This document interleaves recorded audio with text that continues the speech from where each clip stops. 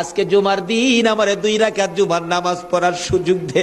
ও নবীর উম্মতেরা, নবীর আশিকেরা, হুসাইনের আশিকেরা গো, এই 2 রাকাত নামাজ জুমার নামাজ ছাইরো না, আমার নবীর শাফায়াত নসিব হবে না।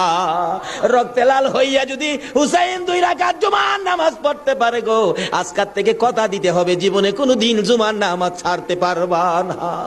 জুমার নামাজ আদায় করতে সময়টুকুন দিলে নামাজ শুরু করে দিলেন, রুকু সিজদার কাজ শেষ করে তাশাহুদে বসে সালাম ফিরানের আগ পর্যন্ত কাছাকাছি বসে বসে এই যে সৈন্যরা নামাজের ভিতরে প্রত্যক্ষদর্শীরা বলেন এক একটা করে তীর মারে হুসাইনের গায়ে।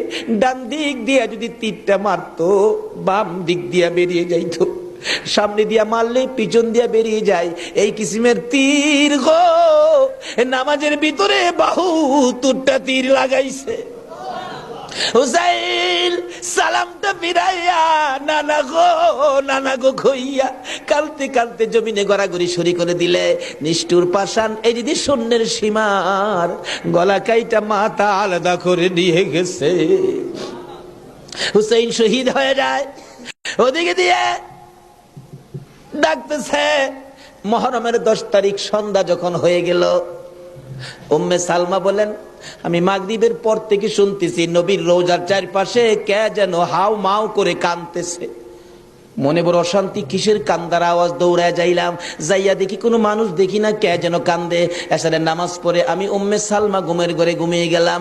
এমন সময় দেখি আল্লাহর বন্ধু কাঁদতে কাঁদতে কোত্থেকে যেন আসতেছে। কাছাকাছি আসার পরে দেখি আবার রাসূলের গায়ে রক্ত মাখা মাটি দেখা যায়। উম্মে সালমা বলেন হুজুর কেন কান্দেন রক্ত মাখা মাটি শরীরে লইয়া? আমার নবী বলেন উম্মে সালমা রে, বোতলের মাটির দিকে তাকাইয়া দেখ, বোতলের মাটির অবস্থাগুলো দেখ। উম্মে সালমা বলেন তাকাইয়া দেখি বোতলের মাটি